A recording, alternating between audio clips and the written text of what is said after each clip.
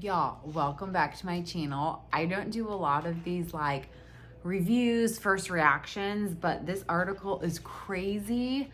I just really wanted to get this out there, and full disclosure, I literally had just put my kids to bed, so don't mind this. But anyways, okay, so I linked this article on my Instagram page, but it's the Carlos David Castro Rojas family awarded $21 million after routine knee surgery left him in a vegetative state. So in 2017, this guy got just your basic knee surgery, supposedly, according to the article, healthy.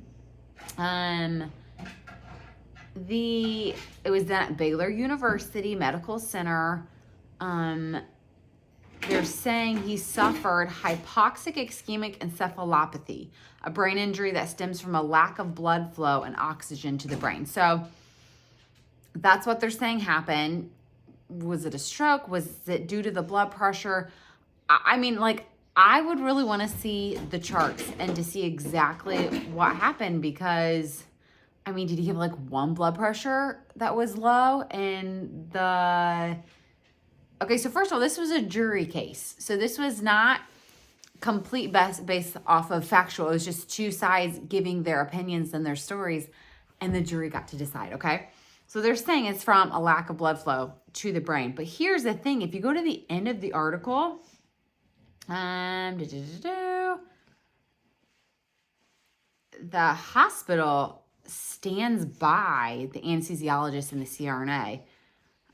They said, okay, yeah, here we go. U.S. Anesthesia Partners of Texas, who employed the doctor and CRNA who performed the surgery, defended their team in a statement that says, "We received the jury's verdict, and while we respect the civil justice system, we believe strongly clinicians provided the patient with excellent care."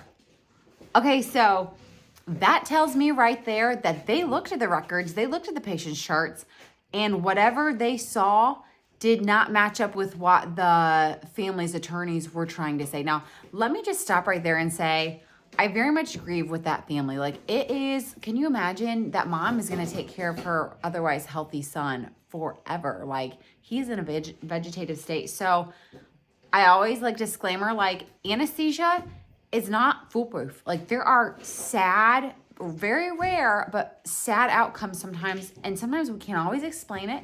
Sometimes we don't know what's really going on in the patient, so we think they're optimized for anesthesia, and they're not always. But here's the crazy part. The fact that Baylor University, just a second, my dog is chewing something. I know my dog's feeling better because he's starting to chew things again. This is where this all seems sketch to me, because the hospital is standing by their CRNA and anesthesiologist. There is no way the hospital would stand by them if they truly were negligent and allowed that blood pressure to stay low. So here's the thing with blood pressure. You might give anesthesia, but you get a low blood pressure, you lighten up on your anesthesia, make a couple adjustments, that blood pressure rises. We have like parameters where we like this mean arterial pressure, like to allow oxygen blood flow. So if there was like a negligent time, I do not feel like in my opinion, I do not think a hospital would stand, like, read in the news, hospitals do not stand by their employees when a bad decision was made. So according to, that was crazy to me. So, but that statement, these are just coming from the Rojas family's lawyers. None of it is technically like, here's the chart, this is fact. The CRNA and anesthesiologist lost their license for malpractice. There was none of that. This was all just the family's attorney's story to the jury to get that money, which is horrible, because, again, I sympathize with the family. That is crazy to me. But then if you keep reading, it just gets kind of like cringier and cringier. So then it goes on to say, the blood flow, blah, blah, blah. Okay, the Rojas family lawsuit states that his condition worsened while his doctor was supervising 4 registered nurse anesthetists, known as CRNAs, who were with other patients at the same time. So for those of you that don't know, some larger hospitals take on a type of anesthesia model where they will hire an anesthesiologist who has been to medical school, an MD or DO, to be kind of like a manager of the ORs, oversee multiple ORs, essentially like a second hand. And it's usually the CRNAs that are actually in the room doing the anesthesia, providing the anesthesia, taking it all on. And so the lawsuit is saying pretty much that the supervisor didn't do his job. Here's the thing, guys. The CRNAs are the ones that take care of their patients. The anesthesiologists are always just there for backup. They're there for a second hand. Like, we literally, that's why there are a lot of hospitals that don't even use anesthesiologists. But this model did. This article says, this is from Steckler, which I believe is the attorney. I think patients need to be apprised up front that they have a choice to get an anesthesiologist who has 4 years of medical school, 3 years of training, anesthesia training, and board certified, rather than a CRNA who may have a nursing degree and an extra year of training.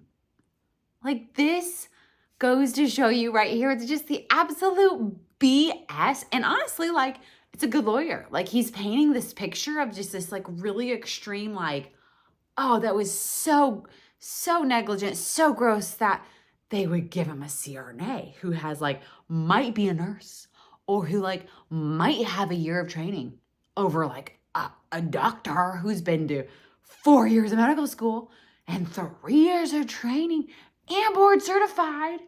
Because we all know those CRNAs, they just aren't board certified.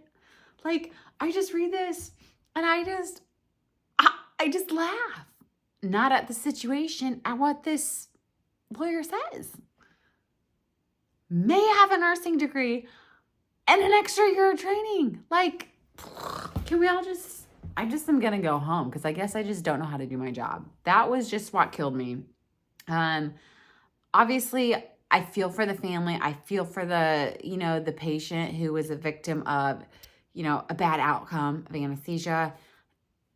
Was it, if there was negligence involved or if there was malpractice, I absolutely believe that patient should, be awarded substantial amount. But some of the stuff that is being said is crazy. Like, may have a nursing degree, may have years of experience. I gotta find this other statement. Okay, so from this website, it's, what is WFAA? Oh, ABC. Okay, so it's for abc.com, one of theirs. So I know it's legit source. So this website says a lawsuit alleged Rojas was told that the CRNA would provide the anesthesia and was not told a more qualified anesthesiologist was available as an option.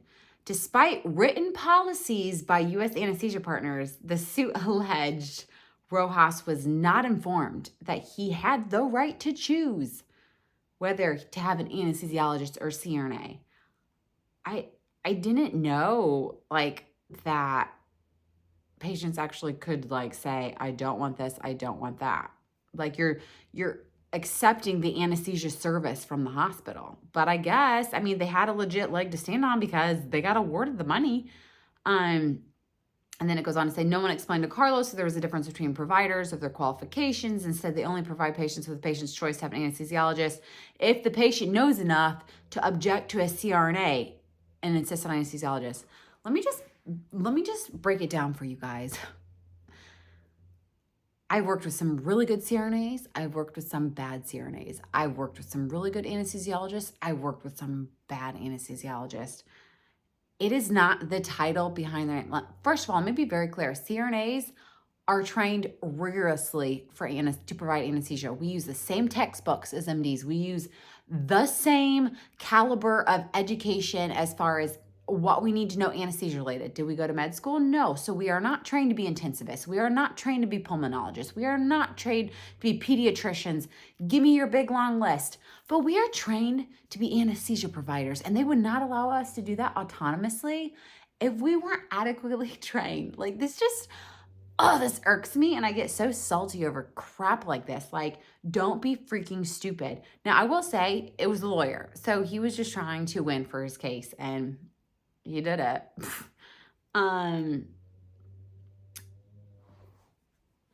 The jury sent a message. Oh, this is the best. The jury, this just shows you, honestly, how uneducated people are on anesthesia, because that whole panel agreed with this, and the jury sent a message to the U.S. anesthesia partners and their doctors that allowing one anesthesiologist to supervise multiple CRNAs at the same time may be good for business, but is not good for the safety of the patients. Like, why is that anesthesiologist even involved? Like, why is he even there? Can we just take him out of the picture? Like, he just needs to be removed, he or she removed from the picture. And then if you want to sue the CRNA for malpractice or negligence, go for it. But I haven't read any, like, actual evidence that the patient was, like, the one article cited, you know, like, low blood pressure, but the lawsuit was actually for it wasn't for, like, negligence or malpractice. It was for not communicating the proper availability of an anesthesiologist. So anyways, kind of crazy. I think it's sad, first of all, that I'm glad that the family's being taken care of in this situation. You know, it's really sad and you feel for the patient, but, like, this is just going to cause so much animosity in the anesthesia world, because there's already this political, like, unrest between CRNAs and anesthesiologists. And really, like, they're both great. They're both very educated, wonderful people, have rules to play. Like, one of the hospitals I work at, there are no anesthesiologists, but then there's another hospital I go to every once in a while. Excuse me, there are anesthesiologists, but they are at the same caliber level of CRNAs. Like, they get paid the same, they practice the same, they run their own rooms. There's no, like, supervision or whatever. But anyways, all that to say, the article was crazy, and I don't even know. I cannot believe the jury, like, believed it all. And I almost want to say, come on, like, it's Baylor University. They couldn't have gotten better lawyers. I really, like, want to go watch the whole court case now, and I want to see the evidence presented, like, because if it was truly from a series of low blood pressures, why is the hospital standing behind the CRNA and anesthesiologist? That's what I don't get. So I guess I'll have to keep you guys updated if there's anything else. But thanks for listening to my TED Talk. I hope you guys have a wonderful night, and I'm going to go shower now. Okay. Talk to you later. Bye.